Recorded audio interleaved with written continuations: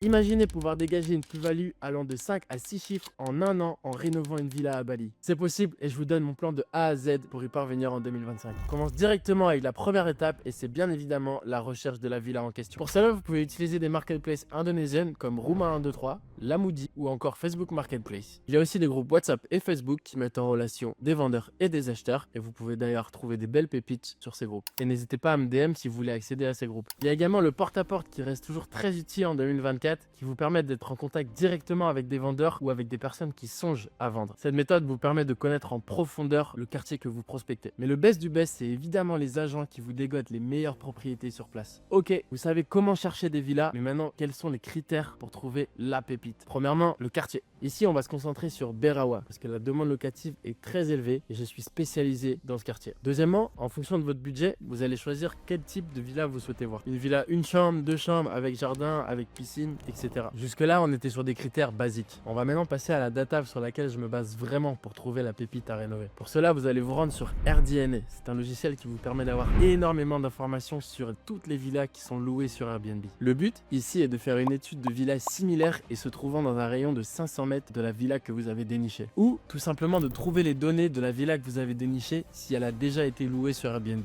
Vous pourrez ainsi accéder à de nombreuses données qui vous aideront à prendre votre décision finale. Je regarde ici le prix moyen à la nuitée appelé ADR, Average Daily Rate, le taux d'occupation mensuel, car un prix à la nuitée élevé sans un bon taux d'occupation, vous n'allez jamais rentabiliser votre investissement. Je me base donc ici sur des villas qui ont un taux d'occupation minimum de 80% pour une bonne comparaison. Et dernière data importante, depuis combien de temps la villa est sur le marché? Je me base sur des villas qui sont sur le marché depuis minimum 300 jours. Si la villa est sur le marché depuis un mois, les données que je vais récupérer ne seront pas fiables, car la villa n'a jamais effectué un cycle saisonnier complet avec les hautes et les basses saisons, ni sa variation de prix dans cette même période. Et dernière question que vous devez vous poser, est-ce que la villa en question requiert beaucoup de travaux pour être rénovée? Cette question est très importante car elle fait partie des coûts généraux de l'investissement. L'idéal est bien évidemment de trouver une villa avec un prix qui est bas et qui nécessite peu de travaux. Ça y est, vous avez trouvé la villa parfaite dans un bon quartier avec un prix qui est cohérent avec votre budget. Il vous reste encore une petite étape avant de commencer le process de rénovation. Réalisez un diagnostic complet de la villa avec un professionnel. Concrètement, je fais appel à un diagnostiqueur qui va inspecter la villa de fond en comble pour éviter les mauvaises surprises. Son rôle est simple, identifier tous les problèmes potentiels, qu'ils soient structurels, électriques, liés à la plomberie ou à l'état de la toiture. Il me fournit ici un rapport détaillé de tous les gros travaux à prévoir et vérifier si la villa est conforme aux régulations. Par exemple, sur une villa que j'avais repérée, on a découvert que les prises électriques n'étaient pas reliées à la terre. Autant te dire que c'est hyper dangereux. Bref, ce diagnostic est essentiel pour éviter les mauvaises surprises et pour estimer au plus juste le coût total de la rénovation. Mieux vaut dépenser un petit peu maintenant pour économiser beaucoup plus tard, que ce soit de l'argent ou du temps. Une fois ce diagnostic en main, vous pouvez passer sereinement à l'étape suivante. Collaborer avec l'architecte pour concrétiser votre projet. Premier point, se mettre d'accord avec l'architecte sur le projet global. Expliquez clairement ce que vous souhaitez réaliser et le type de rénovation envisagée. C'est maintenant le moment de redéfinir l'espace de la villa. Par exemple, si vous décidez de diviser la villa en plusieurs unités, comme j'ai pu faire sur un de mes projets, il faut planifier où placer chaque nouvelle pièce. Et c'est pas selon votre envie. Si vous souhaitez déplacer la salle de bain, assurez-vous que les nouvelles installations correspondent aux arrivées et aux sorties d'eau existantes. Le but est de minimiser les coûts, pas de les augmenter. Il est donc essentiel de planifier intelligemment avec l'architecte pour éviter les dépenses inutiles. Cette collaboration vous permettra de réaliser une rénovation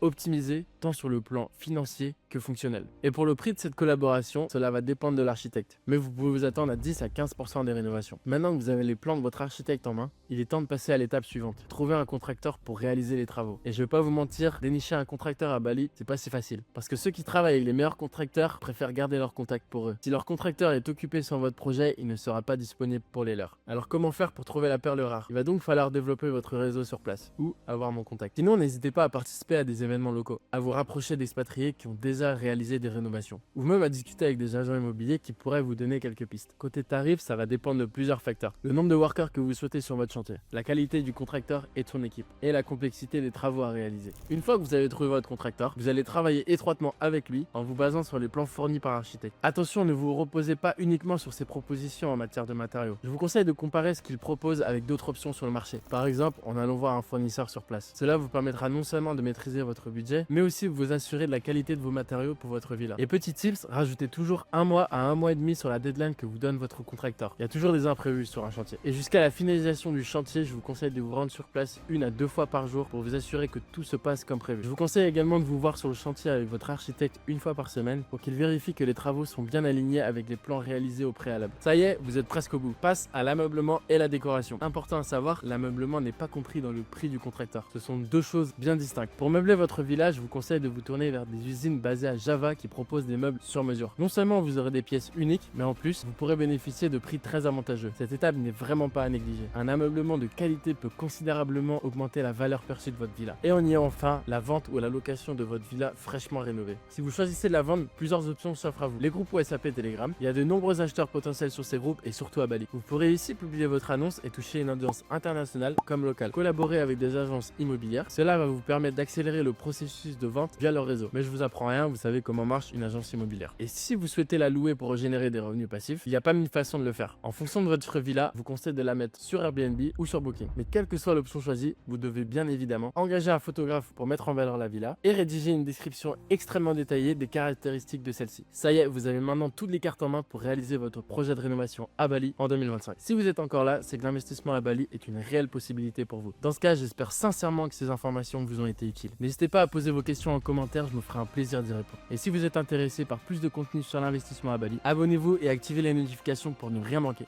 À bientôt.